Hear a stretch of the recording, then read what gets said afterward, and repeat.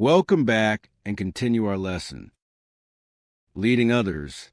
Leadership is the process of providing direction, influencing and energizing others, and obtaining follower commitment to shared organizational goals. Managers need to lead their team, setting ethical boundaries for them to follow, developing a power base for influencing them to change in positive ways, and helping them improve through coaching and mentoring. Taking an ethical path. Managing change, solving problems, building power, ensuring cultural fit, helping others improve, coaching and mentoring, managing careers, taking an ethical path. Few of us would be likely to steal or cheat, but how principled would you be, or should you be, when faced with routine business situations involving ethical choices? As a leader, you need to have a clear understanding of your ethical principles and set a consistent example for your team. Understanding ethics. Ethics refer to the rules or principles that define right or wrong conduct. In the workplace, acting ethically is not just an abstraction. It is an everyday occurrence. Consider this dilemma. An employee, after some pressure from you, has found another job. You are relieved because you will not have to fire him. His work has been substandard for some time, but your relief turns to dismay when he asks you for a letter of recommendation. Do you say no and run the risk that he will not leave? Or do you write the letter, knowing that you're influencing someone else to take him on? Being responsible. Ethics is important for everyone in an organization, particularly as some unethical acts are also illegal. Many organizations want employees to behave ethically because such a reputation is good for business, which in turn can mean larger profits. However, acting ethically is especially crucial for managers. The decisions a manager makes set the standard for those they are managing and help create a tone for the organization. If employees believe all are held to high standards, they are likely to feel better about themselves, their colleagues, and their organization. A reputation for ethical practice boosts staff satisfaction and morale, and is good for business, which in turn can mean larger profits. Developing ethics. The behavior of managers is under more scrutiny than that of other members of staff, and misdeeds can become quickly and widely known, destroying the reputation of the organization. It is important for managers to develop their own ethical boundaries, lines that they and their employees should not cross. To do this, you need to know and understand your organization's policy on ethics. Anticipate unethical conduct. Be alert to situations that may promote unethical behavior. Under unusual circumstances, even a normally ethical person may be tempted to act out of character. Consider all consequences. Ask yourself questions such as, what if my actions were described in detail on a local TV news show or in the newspaper? What if I get caught doing something unethical? Am I prepared to deal with the consequences? Seek opinions from others. They may have been in a similar situation, or at least can listen and be a sounding board for you. Do what you truly believe is right. You have a conscience and are responsible for your behavior. You need to be true to your own internal ethical standards. Ask yourself a simple question. Can I live with what I've decided to do? Ensuring cultural fit.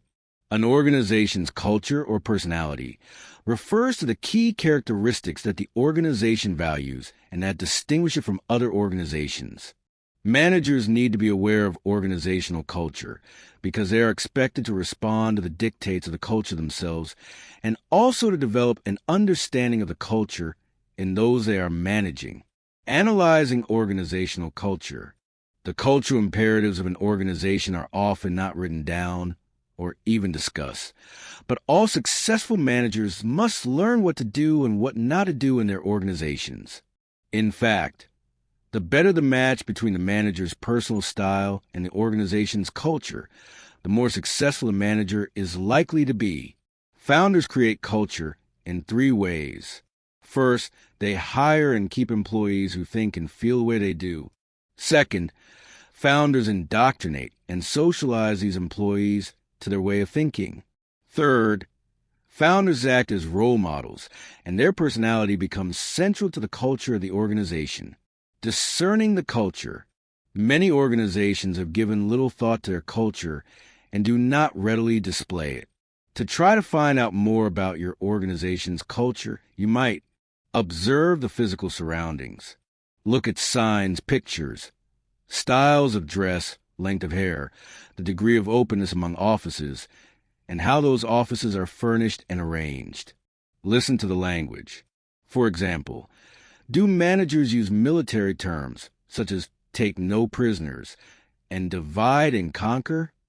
Or do they speak about intuition, care, and our family of customers? Ask different people the same questions and compare their answers. You might ask, how does this company define success? For what are employees most rewarded? Who is on the fast track? And what did they do to get there? 70% of under 30 cite organizational culture as important when choosing their employers. Sustaining culture. Managers are responsible for sustaining organizational culture by helping new employees learn and adapt to it. A new worker, for example, must be taught what behaviors are valued and rewarded by the organization so that he or she can learn the system and gradually assume those behaviors that are appropriate to their role.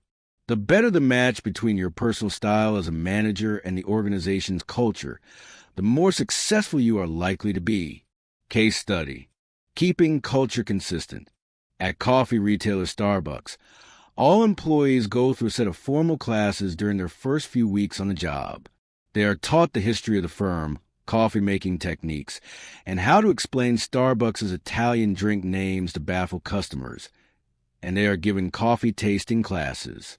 The firm's socialization program turns out employees who are well-versed in the company's culture and can represent Starbucks' obsession with elevating the coffee experience for its customers. Solving problems. Managerial success depends on making the right decisions at the right times. However, unless you define a problem and identify its root causes, it is impossible to make appropriate decisions about how to solve it. Effective managers know how to gather and evaluate information that clarifies a problem, develop alternatives, and weigh up the implications of a plan before implementing it. They are able to analyze data and use their teams to develop creative solutions. Spotting problems. A problem exists when a situation is not what is needed or desired. A major responsibility for all managers is to maintain a constant lookout for existing or potential problems and spot them early before they escalate into serious situations. Managers fulfill this responsibility by keeping channels of communication open, monitoring employees' current performance, and examining deviations from present plans as well as from past experience. For situations can alert managers to possible problems. A deviation from past experience. A deviation from a set plan. When other people communicate problems to you. When competitors start to outperform your team or organization. Finding solutions. Problem solving involves closing the gap between what is actually taking place and a desired outcome. Once you have identified a problem that needs to be addressed, start by analyzing the problem and defining it as clearly as you can. This is a key step. The definition you generate will have a major impact on all remaining steps in the process. If you get the definition wrong, all remaining steps will be distorted because you will base them on insufficient or erroneous information. Definition is important even if the solution appears to be obvious. Without a full assessment, you may miss an alternative resolution that is more advantageous. Gather as much information about the situation as you can. Try to understand the goals of all of the parties involved and clarify any aspect of the problem you are unclear about. Developing an action plan. Once you are satisfied that you have a full understanding of the issues, develop courses of action that could provide a resolution to the problem. There is often more than one way to solve a problem, so it is critical to consider all possible solutions and arrive at several alternatives from which to choose. Implementing and monitoring. Your decision will provide you with an action plan. However, This will be of little value unless it is implemented effectively. Defining how, when, and by whom the action plan is to be implemented and communicating this to those involved is what connects the decision with reality. Your involvement should not end at implementation. Establish criteria for measuring success, then track progress and take corrective actions when necessary. Try to develop and maintain positive attitudes in everyone involved. Definition is important even if the solution to the problem appears to be obvious. The problem-solving process. 1. Identifying. Being conscious of what is going on around you so you can spot problems early. 2. Defining. Making a careful analysis of the problem to be solved in order to define it as clearly as possible. 3. Making the decision. Evaluating the alternatives and choosing a course of action that will improve the situation in a significant way. 4. Implementing. Setting your action plan in motion by creating a schedule and assigning tasks and responsibilities. 5. Following up. Monitoring progress to ensure that the desired outcome is achieved. Building power. Power is a capacity to influence an individual or group to behave in ways they would not otherwise. Learning how to acquire power and exercise it effectively will help you manage and influence others and develop your managerial career. Developing power bases. Managerial positions come with the authority to issue directives and allocate rewards and punishments. For example, to assign favorable or unfavorable work assignments, hold performance reviews, and make salary adjustments. However, you can also build power in other ways, such as holding valuable expertise or information, wielding political power, or forging strategic alliances in an organization. Ways to build power. Association power. Alliances and personal friendships with people in powerful positions can increase your influence in an organization. Charisma. When others admire and identify with you, you exert power over them. Charisma comes from individuality, confidence, enthusiasm, forms of speech and body language. So can be learned. Expertise. Organizations are often dependent on experts with special skills, such as software analysts, tax accountants, and environmental engineers. Building expertise in these areas, or being able to mediate between experts, will give you power within an organization. Access to information. When others need information that only you have access to, you have power. Politicking. You don't always win just by being a competent performer.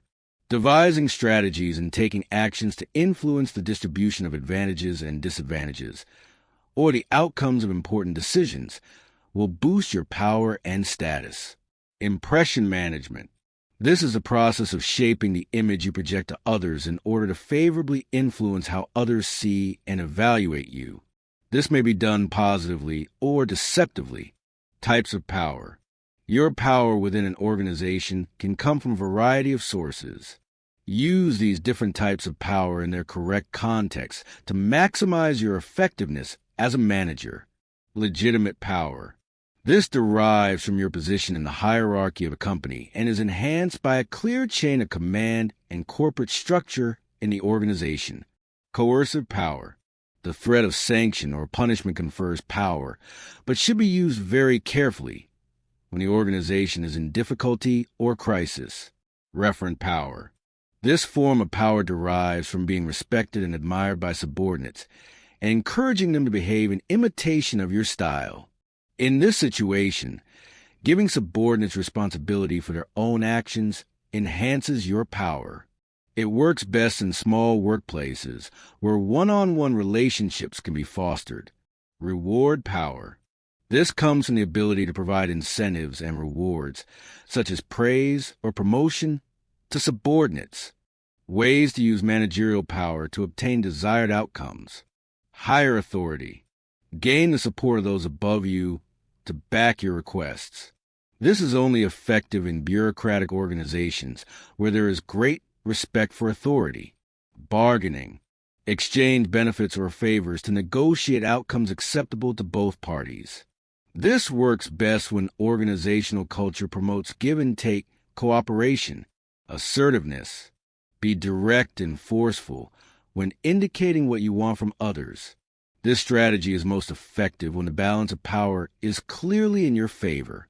Sanctions. Use organizationally derived rewards and punishments to obtain desired outcomes. This approach is only for influencing subordinates and may be seen as manipulative. Friendliness. Use flattery. Create goodwill. Act humbly and be supportive prior to making a request. This works best when you are well-liked. Coalitions. Develop support in the organization for what you want to happen. This is most effective where final decisions rely on the quantity, not the quality of support. Reasoning.